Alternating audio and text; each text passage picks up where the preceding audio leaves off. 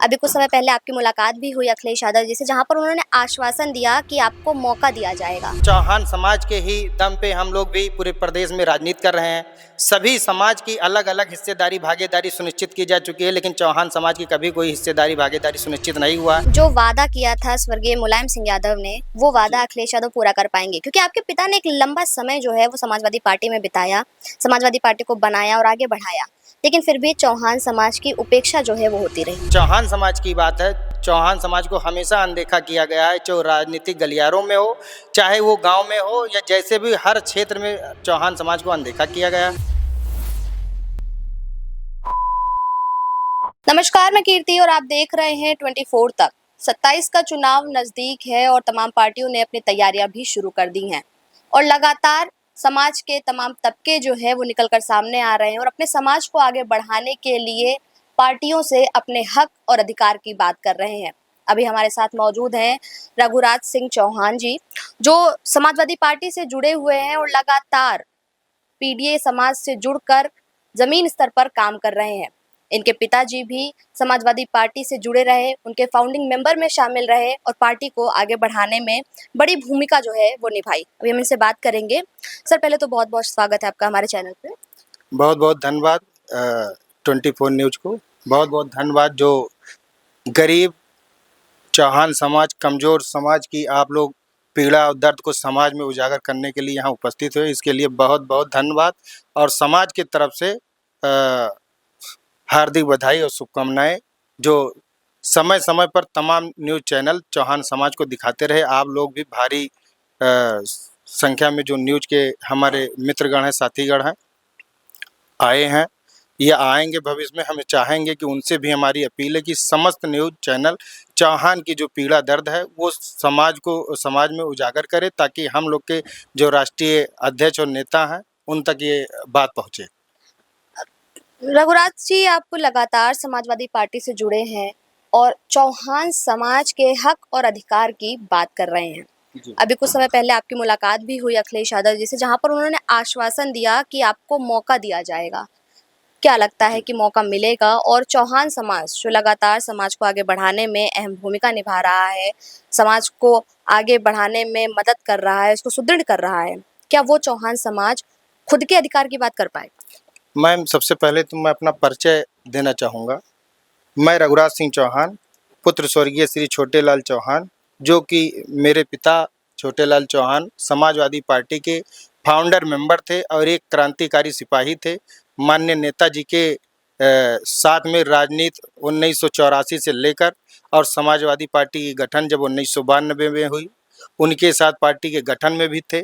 और जेल भरो आंदोलन 96, 97 और 99 जितने क्रांतिकारी आंदोलन हुआ समाजवादी पार्टी का, सब में वो सम्मिलित रहे। माननीय नेताजी के द्वारा हमेशा ये कहा गया कि जब भी समय आएगा चौहान साहब, आपको भी टिकट दिया जाएगा, आपको हिस्सा और भागीदारी दिया जाएगा। लेकिन मेरे पिताजी अपने जीवन काल में कभी न टिकट पाए और ना ही उनको कोई उचित हिस्सेदारी भागीदारी मिल पाई, और अब तक जो चौहान समाज है वो उपेक्षित रहा। क्या लगता है कि जो वादा किया था स्वर्गीय मुलायम सिंह यादव ने, वो वादा अखिलेश यादव पूरा कर पाएंगे? क्योंकि आपके पिता ने एक लंबा समय जो है वो समाजवादी पार्टी में बिताया, समाजवादी पार्टी को बनाया और आगे बढ़ाया, लेकिन फिर भी चौहान समाज की उपेक्षा जो है वो होती रही। जी, हम कहना चाहेंगे जो हमारे आदरणीय नेता हैं, जननायक हैं, पीडीए के मसीहा हैं, हम लोग उम्मीद के साथ, हमारी ये चौथी पीढ़ी है, चौथी पीढ़ी हमारी चल रही है और समाजवादी पार्टी में ही हम लोग बचपन से अपनी आस्था व्यक्त करते रहे और हमेशा जुड़े रहे। समाजवादी के लिए जब कोई बूथ पे नहीं खड़ा होता था तो हम लोग वहाँ मजबूती के साथ बूथ पे खड़ा होकर समाजवादी के लिए वोट और सपोर्ट करते थे, आज भी कर रहे हैं। और ये आशा उम्मीद है कि अभी बीच में चौहान पीडीए सम्मेलन मुख्य कार्यालय समाजवादी पार्टी लखनऊ में हुआ था, उसमें हमारी अगुवाई माननीय महेंद्र चौहान जी आजम मऊ के थे, उनके नेतृत्व में हुआ और किया गया। तो उम्मीद है कि उस समय जो राष्ट्रीय अध्यक्ष जी ने कहा था कि चौहान समाज को जिसकी जितनी हिस्सेदारी है उसकी उतनी भागीदारी हम सुनिश्चित करेंगे और पीडीए नारे के साथ सभी समाज को और सर्व समाज को हम मौका देंगे। तो उम्मीद करते हैं कि हमारे राष्ट्रीय अध्यक्ष, हम सबके नेता, हम सबके मसीहा जीवन में कभी मौका देंगे। फिलहाल हम तो तैयारी में हैं कि 2027 में दें, और मिलता है तो चौहान समाज का भी उत्थान होगा। गरीब समाज है, गरीब तबके के लोग हैं, इनको लोग हमेशा उपेक्षित किए हैं, समाज को हमेशा प्रताड़ित किए हैं।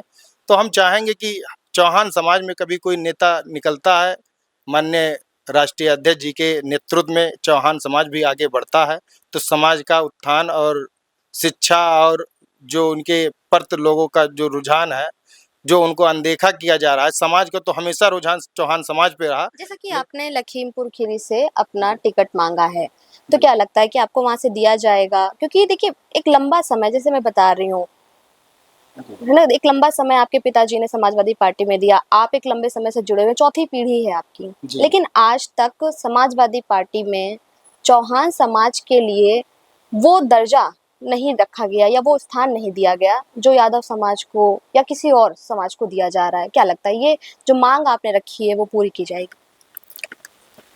अभी तो हम लोग विश्वास करते हैं, उम्मीद करते हैं कि भाई जो हमारे राष्ट्रीय नेता हैं, उनके नेतृत्व में कई बार मीटिंगें हो चुकी हैं, कई बार मुलाकात हो चुका है।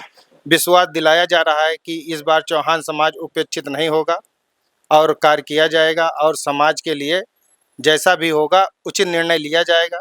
तो हम लोग को ये विश्वास है, भरोसा है कि हमारे नेता इस बार, जो फाउंडर मेंबर के परिवार से हैं, हम लोग जीवन भर लड़ते चले आए समाजवादी के लिए, लेकिन अब तक हम लोग को कोई राजनीतिक लाभ नहीं हो पाया, ना ही सत्ता में कभी कोई चौहान समाज आगे आ पाया, ना ही और समाज और तमाम पार्टियां हैं, ना आने दिए आगे। मतलब ना तो आपकी समाजवादी में कोई सुनवाई हुई चौहान समाज की, ना ही किसी दूसरी पार्टी में, आप ये कहना चाह रहे हैं? जी। तो क्या लगता है कि अभी मांग तो आपने कर दी है, अगर टिकट नहीं मिलता है तो आगे की क्या रणनीति सोची है? किस तरह से फिर आगे काम करेंगे? क्या समाजवादी पार्टी में ही रहेंगे या सोचा है कि कुछ परिवर्तन कर लें? अभी तो हम लोग के जो नेता हैं, भाई राष्ट्रीय अध्यक्ष जी के अनुसार जो कहा गया उसी विचार पे हम लोग चल रहे हैं, काम कर रहे हैं, पूरे प्रदेश में काम कर रहे हैं। और जैसा कि लखीमपुर जनपद में 8 विधानसभा है, 8 विधानसभा में लगभग 5 लाख सिर्फ चौहान समाज है। सबसे ज़्यादा कोई वहाँ समाज है तो वो चौहान समाज है, पिछड़ा है, अति पिछड़ा है।